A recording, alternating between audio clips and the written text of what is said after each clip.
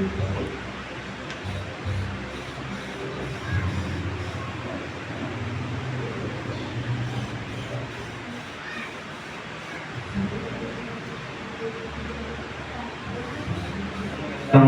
gabi po ulit sa inyong lahat at patuloy po tayo samahan natin po ng Diyos sa ating patuloy na pag-aaral ng kanyang mga huling salita sa kanyang huling sandali. At pagsabi po sa ating katabi, tapos na. Tapos na. Pero hindi pa po tapos ang ating pag-aaralan. Ito naman po yung sinabi ng ating Panginoong Diyos, yung dun sa pinaka huling sandali ng kanyang buhay. Tapos na. It is finished. Sabi po dun sa John 19, Juan 19 verse 30. Sabi po dito sa English, when he had received the drink, Jesus said, "It is finished." With that, he bowed his head and gave up his spirit. Ganun pa talaga sa Tagalog. Yan, sabi naman po dito sa Tagalog, nang masipsip na ni Jesus ang alak, sinabi niya, tapos na. Iniyuko niya ang kanyang ulo at nanagot ang kanyang hininga.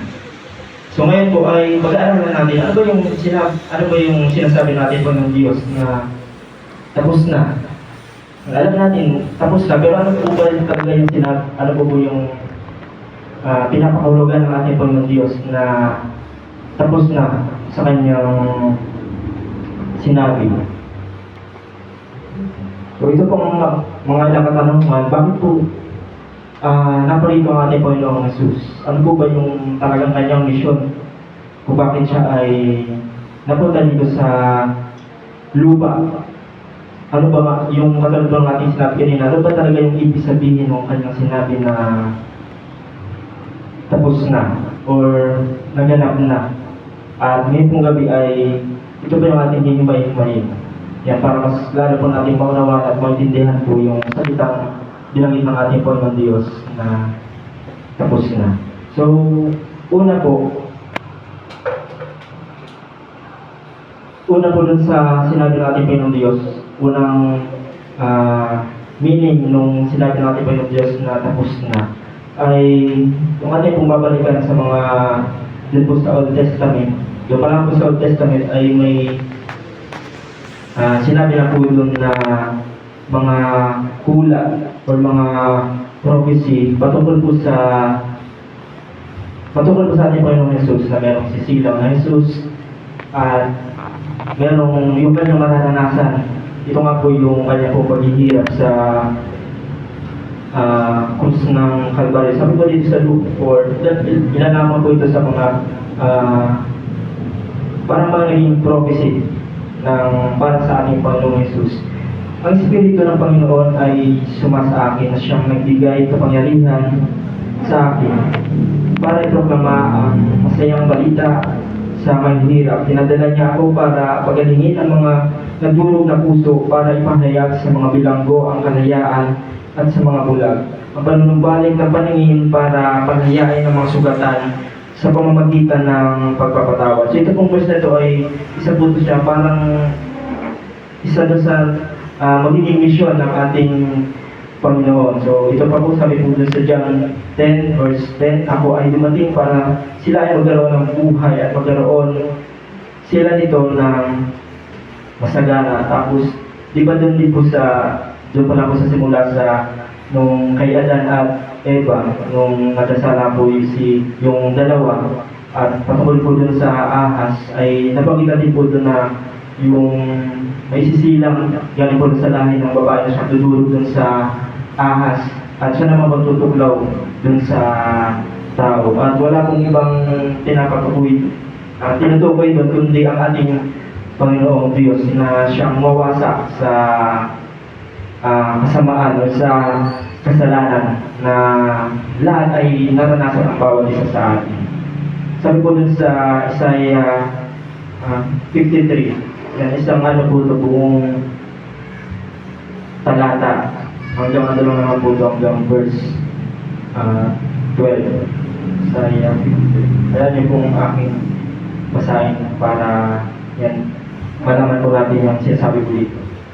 Sino ang naniniwala sa aming narinig at ang bisig ni Yahweh? Kanina ito ipahayag dahil lumaki siya sa harapan ni Yahweh gaya ng isang supling at gaya ng isang usbong na sa tigang na lupa. Wala siyang taglay na kapansin-pansin na itsura o kaningan. Noong makita namin siya, walang kagandahan para kami ay makakit. So, tinutukan na po dito yung ating Panginoong Jesus. Siya ay hinamak at tinakwil ng mga tao. Isang taong maraming kalungkutan at siyang pamilyar sa sakit. Kagaya ng isang pinagtataguan ng mga tao ng kanilang mga mukha. Siya ay hinamak, itinuring namin siyang hindi mahalaga. Pero tiyak na pinasan niya ang ating mga karamdaman at dinala ang ating mga kalungkutan. Gayunman ay nakala natin na pinarusahan siya ng Diyos. Pinalo siya ng Diyos at pinahirapan. Pero sinaksak siya dahil sa ating mga ginawang paghihimagsik. Nagulog siya dahil sa ating mga kasalanan. Ang kaparusahan para sa ating kapayapaan ay nasa Kanya. At pinagaling niya tayo sa pamamagitan ng Kanyang mga sugat. At tayong lahat ay gaya ng mga tupang ligaw. Ang bawat isa ay ng kanya-kanyang daan. At pinataw sa Kanya ni Yahweh ang kasamaan nating lahat. Siya ay pinahirapan, gayunman nang nagpakumbaba siya, hindi siya binukang kanyang bibig gaya ng isang kordero na dinadala sa katayan at gaya ng tupa na bago ito gupitan ay tahimik, kaya hindi niya binukang kanyang bibig. Sa pamamagitan ng pamimilit at paghuhusga, siya ay natulan. Sino mula sa henerasyon iyon ang nakaalala pa sa kanya?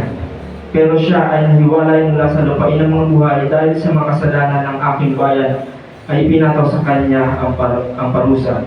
Sinadya nilang gumawa ng libingan para sa kanya, kasama ang mga pumapatay, kasama ang isang mayaman sa kanyang kamatayan, kahit na hindi siya nakagawa ng anumang karahasan, na magkaroon ng anumang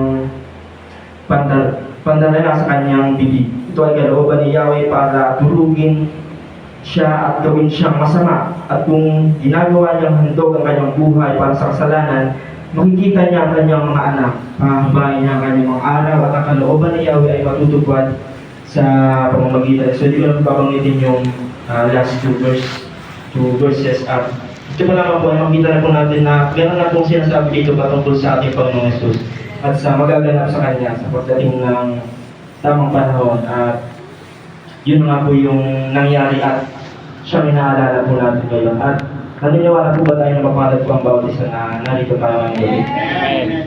Dahil ngayon pong gabi ay muli po natin inaalala yung ito po yung sinasabi natin na dakilang gawa ng ating Panginoong Jesus.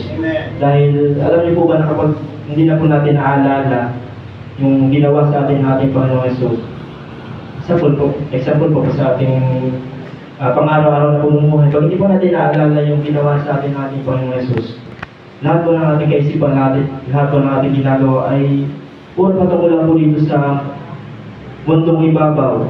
Wala po tayong ibang iniisip kundi puro pong sarili lamang natin. At ito po yung nagiging dahilan para tayo po ay mawala ng pag-asa. Kaya dapat po natin, palagi po natin dapat alalahanin yung kabutihan na ginawa sa atin ng ating Panginoong Jesus. At ito naman po yung mag-uudyok sa atin para tayo ay sumunod, maglingkod sa Kanya. Wala na pong iba. Kaya challenge po yun sa bawat sa atin na sa bawat oras ng ating buhay, sa bawat araw-araw na nabubuhay tayo, alalahanin natin ang kabutihan ng Panginoon sa atin. Dahil tayo ay Kanyang minahal at iniligtas sa tiyak na kapahamakan. So, una po, ano po yung finish na, tapos na? Ito po yung mga hula, yung sinabi ko natin kanina na natapos na yung mga hula, nangyari na, naganap na yung mga hula nung mga doon po sa mga unang verse sa atin pong binasa. At ito naman po pangalawa ay yung ating pong utang. Sino po dito may mga utang? Sila. Siguro po lahat po tayo nakaranas ng makautang. Kahit maliit pa lang yan, utang pa rin yan. At alam niyo po ba na lahat tayo ay may sobrang malaking utang. At wala pong ibang pwede or walang ibang kaya magbayad noon kundi ang ating Panginoon lamang. Kahit ano po yung gawin natin ay hindi po natin kayang bayaran or yung sabi nga po natin ay maalis tayo sa kalalagayan na dapat ay yun yung ating maranasan. Wala pong iba kundi yung kamatayan o yung tsak na kapahamakan. So, ito po yung sinasabi natin na tapos na. Binayaran na ng Panginoon Diyos yung ating utang. Ito po yung kabayaran sa ating kasalanan. Hindi ko sabi nga po natin ang kabayaran ng kasalanan ay kamatayan. At noong una, ay doon po lahat tayo patungo. Check yun, sure yun, 100% sure na doon po tayo dediretso. Pero hindi po mahal ang ating Panginoon Diyos na doon tayo mapunta. Kaya ang ginawa niya, siya pa rin yung nagbayad para sa atin. At wala naman talagang ibang kayang gumawa ng para sa atin. Wala iba kundi ang ating Panginoong Jesus lamang. So it is finished. Tapos na. Wala na tayong dapat pang bayaran. Di ba po, halimbawa, si Kuya Jericho, binigyan ako ng libre. Halimbawa, binigyan ako sa isang bagay na libre. At parang sa sarili ko, pinipilit ko na bayaran yung kanyang ginawa. Ano po kaya mararamdaman ni Kuya Jericho? Parang may insulto ba na binigay ko na sa'yo ng libre. Wala ka nang dapat pang gawin. Kailangan mo na lang tanggapin at paniwalaan na binibigay ko sa iyo.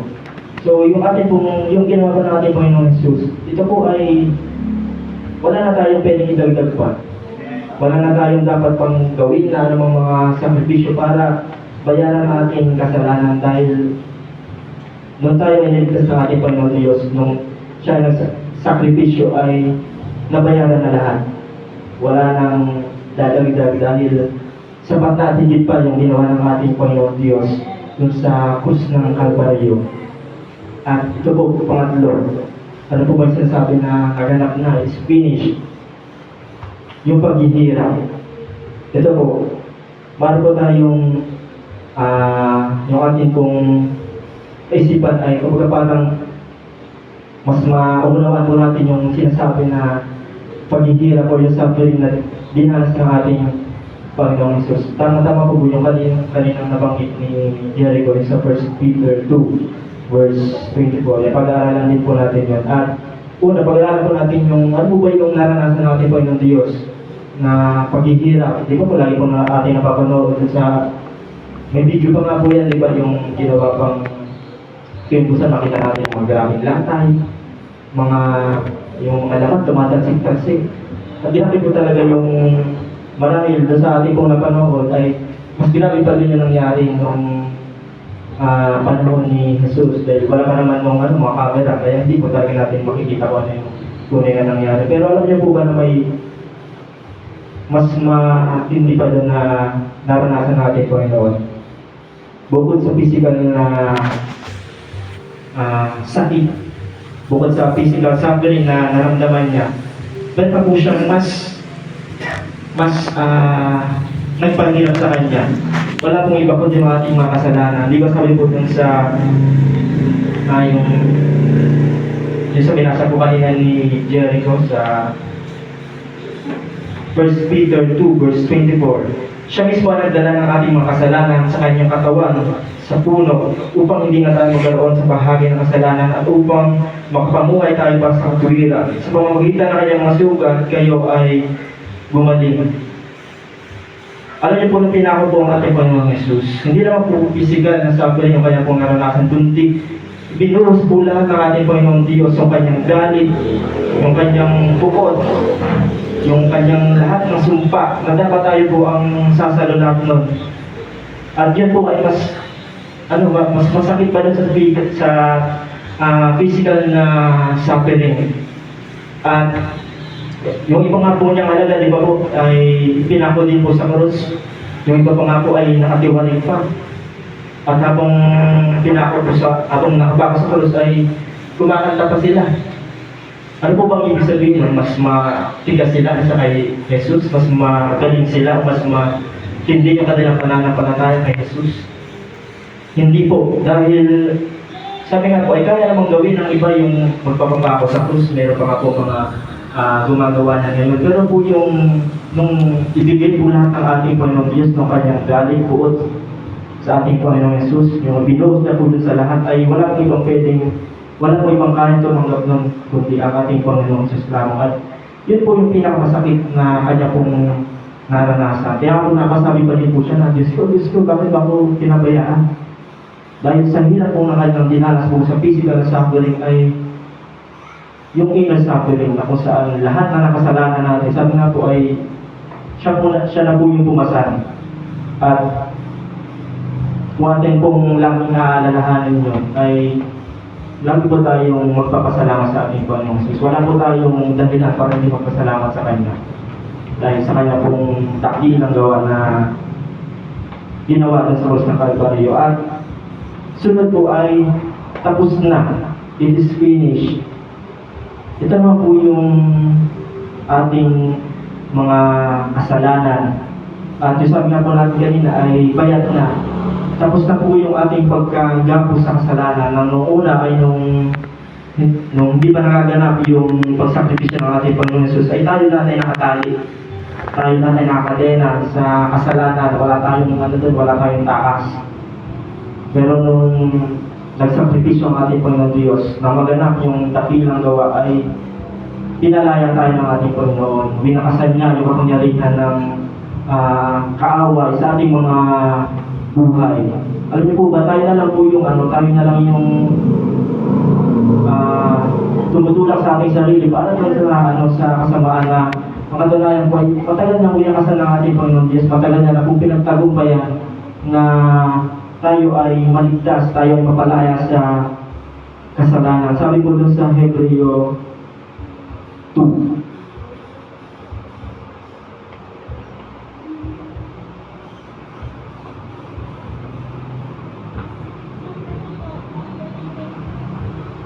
Sabi ko dito, kaya nararapat na pagkuunan natin ang pansin kung ano ang ating mga narinig upang di tayo matangay palayo dito, sapagkat kung ang mensahe na sinasabi sa pamamagitan ng mga anghel ay totoo at bawat paglabag sa pagsuway ay tatanggap ng nararapat na kaparusahan. Para tayo makatakas kung ating babaluwalain ang dakilang kaligtasan na unang ipinahayag ng Panginoon at pinatunayan sa atin ng mga nakarinig nito. Pinatunayan din ito ng Diyos sa pamamagitan ng mga tanda, mga kamanghamang gawa at sa pamamagitan ng iba't ibang mga pangyarihang gawa at sa pamamagitan ng kaloob ng Banal na Espiritu na kanyang ipinamahagi ayon sa kanyang kalooban. At makita po natin dito na kumbaga yung dati pong pagkagapos sa ating kasamaan, yung meron pa nga po dito isang kanta yung Break Every Chain. Matagal na pong sinira, winasak natin Panginoon Diyos yung sabi nga po na yan, para tayo nakakadena na hindi tayo makaalis-alis sa kasamaan. Wala tayong laban sa kasamaan, hindi tayo makatakas, pero dahil sa ating Panginoon Diyos, lahat ay tinanggal yan sa atin. Ang kailangan na po natin ay paniwalaan at sampalatayan yun, mabibilog na. Yun na po yung dapat natin gawin. Wala na tayong mga sakripisyo para sa ating sarili.